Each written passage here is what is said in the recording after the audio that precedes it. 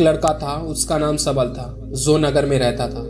वह अपने जीवन से बहुत निराश था। उसकी निराशा का कारण यह था कि वह अब तक अपने जीवन में कुछ नहीं कर रहा था। उसके माता पिता उसे ताने मारते थे कि आपके सभी मित्र कुछ न कुछ कर रहे हैं, लेकिन आप अभी भी घर पर बैठे हो। दोस्तों के बीच भी अक्सर उनका मजाक उड़ाया जाता था। वह कहीं जाता तो लोग उससे पूछते थे कि आप क्या कर रहे हो। उसे यह बताने में भी शर्म आ रही थी। वह कुछ नहीं कर रहा था। धीरे धीरे उसने रिश्तेदारों से मिलना जुलना कम कर दिया और लोगों से मिलना भी बंद कर दिया। वह ज़्यादातर समय घर पर ही रहता था और वहाँ अकेला रोता और भगवान को कोसता और अपनी किस्मत को दोष देता।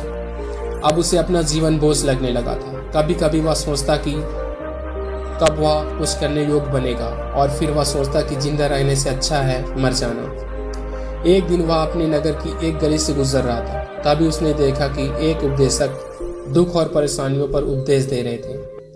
वह भी उस भीड़ में सबसे पीछे बैठ गया और गुरु के प्रवचन सुनने लगा। उपदेशक कह रहा था, दुख एक शिक्षक की तरह है जो हमें जीवन की सच्चाई दिखाता है और हमें जीवन जीने का सही तरीका सिखाता है।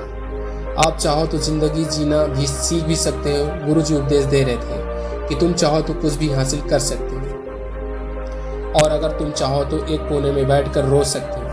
इन सभी बातों को सबल ध्यान से सुन रहा था, लेकिन शिक्षक की यह बातें पसंद नहीं आई। उसने खड़े होकर कहा कि कुछ भी सिखाने से दुख दूर नहीं होता, इसमें केवल दर्द होता है। दुख की पीड़ा अनंत है। ऐसा लगता है कि इसके बाद कुछ नहीं होने वाला, इससे कुछ भी फर्क नहीं पड़ता, इसके सामने तो मौत भी छोटी लगती है। उपदेशक ने कहा कि फिर तुम्हारा दुख क्या है? सबल ने उनके सामने अपनी सारी व्यथा सुनी और पूछा, मेरे दुख का कोई उपाय है तुम्हारे पास? यह सुनकर शिक्षक मुस्कुराए और बोले, तुम उस दिन मेरे पास आओ जब आपके जीवन में वास्तविक दर्द हो। मैं आपकी समस्या का समाधान अवश्य करूंगा। यह कहकर गुरु वहां से चले गए। सबल ने सोचा, कहीं मेरा दुख नकली तो नहीं है? क्या मैं जिस दर्द से गुजर रहा हूँ वह नकली है? मेरा दुख कोई नहीं समझ सकता। सब माँ बाप नहीं समझते तो गुरु क्या समझेगा? उनके दुखों से व्यथित होकर सबल एक फैसला लिया कि अब वह कुछ करेगा। सबल ने एक छोटा व्यवसाय शुरू किया, पर उसे सफलता नहीं मिल रही थी। लेकिन उससे के घर वाले पूछते कि क्या वह कुछ कोशिश कर रहा है। वह अपने व्यवसाय में लगा रहा और धीरे धीरे उन्हें सफलता मिलने लगी। फिर उसने गति पकड़ी और केवल 3 साल के अंदर वह एक बड़ा बिजनेसमैन बन गया। अब सबल के आसपास कई ऐसे लोग थे जो उसकी परवाह करते थे, जो उससे प्यार करते थे। अब उनके परिवार के सदस्य भी उसकी तारीफ करते नहीं थक रहे थे। दिन ब दिन उसके मित्रों की संख्या बढ़ती जा रही थी। अब वह अपनी जिंदगी से बहुत खुश था। उनके कुछ दोस्तों ने उसे सलाह दी कि अब एक वह बड़ा बिजनेसमैन बनकर बहुत खुश है, तो सोचिए आपको कितनी खुशी होगी अगर आप इस शहर और इस राज्य के सबसे बड़े बिजनेसमैन बन जाते हैं। कितने लोग आपसे जुड़ना चाहेंगे, आपकी कितनी बड़ी ख्याति होगी, और स्वयं राजा भी आपसे दोस्ती करना चाहेंगे और जरूरत पड़ने पर ही आपसे पैसे उधार लेंगे। दोस्तों की यह बात सबल के मन में बस गई। अब वह और पैसे कमाने की कोशिश करने लगा, लेकिन उसे यह सब बहुत ही जल्दी चाहिए था। वह समय बर्बाद नहीं करना चाहता था। उनका अधिकांश समय इन चीजों को प्राप्त करने में लगा रहता था। इसलिए वह ऐसा काम करने लगा जो सही नहीं था। उसने बड़ा उधार लेना शुरू कर दिया। उसके दोस्तों से पैसे की मात्रा और अधिक मुनाफा कमाने की लालच में वह अपने माल में मिलावट करने लगा। उसने अन्य व्यापारियों के खिलाफ भी साजिश रची और उन्हें डराया धमकाया। जैसा उसके दोस्तों कहते थे वैसा ही वह करता था। वह इन तरीकों से ज्यादा पैसा कमा रहा था, पर उसके जीवन में पहले जैसे चैन नहीं था। उसके मन की शांति गायब हो गई थी और वह रात को सो नहीं पाता था। वह हंगामे में रहता था। वह सब कुछ पाकर भी उन्हें बल अपनी गाड़ी में कहीं जा रहा था। तभी रास्ते में उन्हें एक उपदेशक दिखाई दिए। एक दिन सबल अपनी गाड़ी में कहीं जा रहा था, तभी रास्ते में उन्हें उपदेशक का आश्रम दिखाई दिया। वह रुका और गुरु के पास जाकर बोला, संत आपने मुझे मेरे पास आने के लिए कहा था जब मेरे जीवन में सच्चा दुख हो। अब मैं बहुत दुखी हूँ। मेरी नींद हराम हो गई है। मुझे कहीं भी शांति नहीं मिल रही है। इस प्रकार सबल ने अपनी सारी समस्याओं को गुरु से बता दी। गुरु ने कहा, जब तुम पहली बार मुझसे मिलने आए थे तब भी तुम किसी में दुख में थे। आपने उस दर्द से क्या सीखा? सबल ने कहा कि सिर्फ सोचने और चिंता करने से कुछ नहीं होता। आपकी दृष्टि को सच करने के लिए यह कार्रवाई करता है, और सिर्फ काम करने से कुछ नहीं होता, परिणाम भी मिलना चाहिए। जब आपको लगता है कि आपका लक्ष्य हासिल नहीं होने वाला, तब राहें कितनी भी मुश्किलें क्यों ना आ जाएं, मन कितना भी निराश क्यों ना हो जाए, कितना भी लगता हो कि अब कुछ नहीं होने वाला, तब भी विश्वास करें, मैं जो भी कर रहा हूं उसमें अवश्य सफल होऊंगा। खुद पर ध्यान दो, लोगों पर नहीं। लोग केवल सफल लोगों को सम्मान करते हैं। कोई कितना भी अच्छा क्यों ना हो, वह हमेशा लोगों की नजरों में बोझ बने रहते हैं। यह सब सुनकर उपदेशक मुस्कुराए और बोले, यह तो वास्तविक दुख नहीं है। अपने जीवन में वास्तविक दुख आए तब मेरे पास आओ, मैं उसे ठीक कर दूंगा। सबल जाते समय साधु को सोने के सिक्के से भरा एक घड़ा दिया। घड़े को देखकर गुरु ने कहा कि यह मेरे किसी काम का नहीं है, उस पेड़ के नीचे खोद कर गाड़ दो। सबल ने घड़े को पेड़ के नीचे दबा दिया, जैसा कि गुरु ने बताया, और वहां से चला गया। कुछ दिनों बाद कारोबार ठीक चल रहा था, लेकिन व्यापार के गलत तरीके के कारण धीरे धीरे उसे व्यापार में घाटा होने लगा।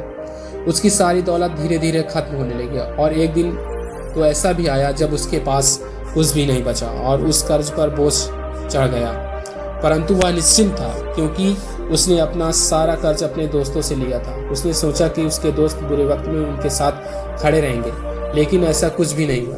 जैसे ही उसका बुरा वक्त आया, दोस्त पहले उससे कर्जा मांगने आए। अगर उसने कर्ज नहीं लौटाया, उन्होंने उसे जान से मारने की धमकी भी दे दी। उनके सभी शुभचिंतक और प्रियजन उससे दूर हो गए। उसके दोस्त जो उसके साथ मस्ती किया करते थे, अब भी वह उससे दूर भाग रहे थे। उसका परिवार उसकी गलतियां और कमियां गिनने लगा।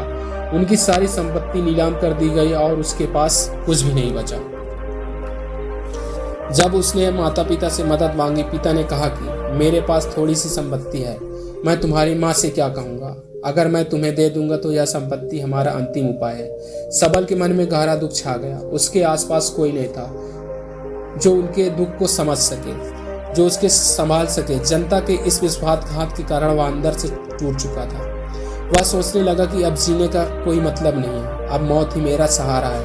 वह आत्महत्या करने के लिए पहाड़ी पर जा रहा था। तब उसे याद आया कि उस शिक्षक ने उससे कहा था कि मेरे पास आओ जब तुम्हारे जीवन में वास्तविक दुख हो। सबल गुरु के पास गया और अपनी सारी व्यथा सुनाई। आंखों में आंसू लिए उसने कहा कि गुरुजी, मेरे दुख का निवारण कीजिए। गुरु ने कहा, जब जीवन में असली दुख होता है तब मेरे पास आ जाना, मैं इसे जरूर ठीक कर दूंगा। सबल ने कहा कि ये क्या हो रहा है, मेरी जिंदगी में अभी भी दुख नहीं है, तो आखिर असली दुख क्या है। गुरुजी ने सबसे कहा कि पहले आप मुझे बताओ, आपने अपने दुख से क्या सीखा। सबल ने कहा कि मैंने वह सीखा जो लोग हमारे जीवन में आते हैं, वह हमारी सफलता और प्रगति के कारण वो हमें धोखा जरूर देंगे, क्योंकि बुरे समय में वे हमारे साथ खड़े नहीं होंगे। वे अच्छे समय में हमारा फायदा उठाएंगे और बुरे समय में हमें छोड़ देंगे। उन लोगों पर ही भरोसा करें जो हमारे बुरे समय में हमारे साथ खड़े रहते हैं, लेकिन ऐसे लोग बहुत कम होंगे।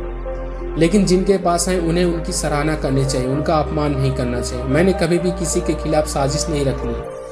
अपना काम ईमानदारी और धैर्य से करें और कभी लालची मत बनो। अपने सारे दुख दर्द और अनुभव बयां करने के बाद सबल गुरु जी के सामने आंखों में आंसू लिए बैठ गया। कुछ देर बाद साधु उठे और पेड़ के नीचे से एक गड्ढा खोदा और घड़ा निकाल लिया जो सोने के सिक्कों से भरा हुआ था। उसने सबल को देकर कहा, मेरे पास आओ जब तुम्हारे जीवन में वास्तविक दुख हो। सबल ने अपने शिक्षक को धन्यवाद दिया और उसे प्रणाम करके चला गया। उस पैसे से उन्होंने एक छोटा सा व्यवसाय शुरू किया। अब वह छोटा व्यापारी बनकर भी खुश है। उन्होंने पूरी लगन और ईमानदारी से कारोबार किया। जल्द ही वह अपने शहर का एक बड़ा बिजनेसमैन बन गया। उनका जीवन सुख सुविधाओं से भरा हुआ था। लेकिन कोई कितना भी अच्छा क्यों ना हो, लेकिन जीवन में दुख आता है तो सबल के जीवन में दुख आते थे। अपने माता पिता की मृत्यु के रूप में वे दोनों एक ही दिन मर गए। सबल अपने माता पिता से बहुत प्यार करता था, इसलिए उनके निधन से उन्हें गहरा सदमा लगा। वह शवों को ले गया, दोनों को शमशान घाट ले गया, जहां अंतिम संस्कार किया। वहां उसने अपने माता पिता का शव जलता हुआ देखा तो उनका मन बेचैन हो गया। उसके मन में कई सवाल उठने लगे। वह घर वापस आया, इसलिए उसने माता पिता के घर और संपत्ति को देखा, जिसके लिए उनके पिता हमें के लिए लड़ने वाले इस दुनिया से चले गए हैं। उसके पिता ने जो कुछ कमाया वह सब यहीं रह गया। एक दिन पहले तक उसके पिता मारपीट करते थे किसी के साथ उसकी संपत्ति के लिए, आज वो खुद इस दुनिया से चले गए। उसका मन ऐसे अनेक विचारों के वंडर में था। वह अंदर से अकेला और डरा हुआ महसूस कर रहा था। वह खाली महसूस कर रहा था। उसे लगा कि कुछ है, वह समझ नहीं सका, इसलिए वह गुरु के पास आया। उसे देखकर गुरुजी ने कहा, क्या जीवन में कोई दुख है? सबल ने कहा, वैसे तो जीवन में कोई दुख नहीं है, सब कुछ अच्छा चल रहा है, लेकिन आज मेरे माता पिता का देहांत हो गया। मैं इस घटना से बेहद दुखी हूँ और परेशान हूँ। गुरुजी ने कहा, इसमें दुखी होने की कोई बात नहीं है। एक दिन सबके अपनों को मरना है। कोई कभी जिया है और ना कभी रहेगा। एक दिन तुझे भी मरना है, शायद तुम कल ही मर जाओ या आप आज भी मर सकते हो। सबल ने कहा, क्या कह रहे हो गुरुजी? मैं कभी मर सकता हूँ, लेकिन मैं अभी जवान हूँ। गुरु ने कहा कि सब जी रहे इस भ्रम में कि मृत्यु केवल दूसरों को आती है, बड़ों के पास कभी नहीं आती। लेकिन जवान और बूढ़े मर जाते हैं, बच्चे मर जाते हैं। मौत का उम्र से कोई लेना देना नहीं है, यह सभी को प्रभावित करता है। मास्टर जी की ये बातें सबल के मन में बस गई और वह चुपचाप चला गया। लेकिन उसका मन अभी भी बेचैन था, वह खाली महसूस कर रहा था। वह सारा दिन अपने जीवन में ही सोचता रहता कि वह कौन है, वह इस दुनिया में क्यों आया है, क्या जीवन का लक्ष्य केवल चीज़ों को खोना और मरना है। ऐसे कई सवाल उसके जीवन में लगातार उठ रहे थे, लेकिन उन्हें अपने किसी भी सवाल का जवाब नहीं मिल रहा था और उसका दुख दिन ब दिन बढ़ता ही जा रहा था। इसलिए कुछ दिन के बाद वह फिर गुरुजी के पास पहुंचा और बोला, हे स्वामी, मैं बहुत दुखी हूँ, क्योंकि मैं यह नहीं जान पा रहा हूँ कि मैं कौन हूँ और मैं इस दुनिया में क्यों आया हूँ। यह सुनकर गुरुजी मुस्कुराए और बोले, आज आपके जीवन में पहली बार सच्चा दुख उत्पन्न हुआ है। यह वास्तव में दुख कहलाने लायक है। हम नहीं जानते कि आप कौन हो, हम क्यों आए हैं, क्या करें, कैसे करना है। सबल के मन में गुरु ने से कहा कि उसकी दुर्दशा दूर करो। गुरु ने कहा कि हम सभी इंसान हैं, जीवन भर संघर्ष करते रहते हैं। सबल ने कहा कि सभी इंसान जीवन का धन, सम्मान, परिवार, प्रतिष्ठा, मित्र, शत्रु आदि जमा करते हैं। गुरु ने कहा, हम एकत्रित की गई चीजों में कुछ भी अपने साथ ले जा सकते हैं। सबल ने कहा, कोई भी इंसान अपने साथ कुछ भी नहीं ले जा सकता, वह सिर्फ अकेला ही मर जाता है। मेरे माता पिता भी अपने साथ कुछ भी नहीं लेकर गए। कुछ धन संपत्ति, वैभव, सब कुछ यहाँ पर छोड़कर चले गए। शिक्षक ने कहा, अब मेरी बात ध्यान से सुनो। इस संसार में हमें जो संघर्ष करना चाहिए वह हम नहीं करते। चीजें हमारे सामने होती हैं, लेकिन हम उन्हें देखने की कोशिश नहीं करते। हमें इस दुनिया में जो कुछ भी इकट्ठा करना है वह हम खुद हैं। हमें खुद को जुटाना होगा ताकि जब हम मरे तो हम एकजुट हो सकें। खुद को पहचानने में सक्षम होने के लिए हम अंदर बटे हुए हैं। हम प्यार, नफरत, गुस्सा, ईर्ष्या में बटे हुए हैं। क्रूरता, धन, स्थिति, प्रतिष्ठा, सम्मान, पहचान, धर्म, जाति, सैकड़ों, हजारों ऐसी चीजों में और इच्छाओं में हम विभाजित हैं और टुकड़ों में जीवन जी रहे हैं। इस विभाजन के कारण हमारी चेतना कभी एक नहीं हो सकती। हमारी चेतना शक्ति बिखरी हुई है, इसलिए हमारे पास इतना समय नहीं है कि इतनी ऊर्जा नहीं है कि हम मुड़ सकते हैं और अपने भीतर देख सकते हैं। वास्तव में धन, सम्मान और सुविधाओं का अभाव, लोग इसे दुख समझते हैं और जीवन भर के लिए दुख कहकर रोते रहते हैं और समाधान खोजने का प्रयास करते रहते हैं। उन्हें अपना समाधान कभी नहीं मिलेगा, क्योंकि जिसे लोग दुख कहते हैं वह वास्तविक दुख नहीं है। यह सिर्फ एक आदमी की इच्छा है, उसकी इच्छा कभी पूरी नहीं होती, इसलिए व्यक्ति को कभी उनके प्रश्नों का समाधान नहीं मिलता। इसलिए इन सब में के परे यदि आप अपने दुखों का अंतिम समाधान चाहते हैं तो सबसे पहले खुद को समेटो। इस दुनिया से अपनी ऊर्जा वापस ले लो और इकट्ठा करो। अपने आप पर ध्यान केंद्रित करो, स्वयं पर ध्यान दो और मृत्यु से पहले अपने आप को जानने की कोशिश करो। बिखरो मत। सबल ने कहा कि गुरुजी, क्या हम इस संसार को छोड़ दें? हमारी सभी इच्छाओं को मार देना चाहिए, किसी से प्रेम नहीं करना चाहिए, धन संग्रह नहीं करना चाहिए, सम्मान की आशा छोड़ देनी चाहिए। शिक्षक ने कहा कि भावनाओं और इच्छाओं ऐसे बिखरे हुए मनुष्य में निकल जाओ जैसे कोई पत्थर पहाड़ से गिरे, जिस पर्वत पर कोई वश नहीं है सिवाय देखने से परेशान होना और कुछ खोना। वैसे ही बिखरे हुए मनुष्य की इच्छाएं बेकाबू और दर्दनाक है। उसका अनियंत्रित मन इच्छा करता रहता है और कल्पना करता रहता है और यह दुख देता है। लेकिन जब एक व्यक्ति अपने मन को एकत्र करता है तो वह कुछ भी कर सकता है, वह उसके नियंत्रण में होता है और फिर उसकी इच्छाएं उत्पन्न होती हैं।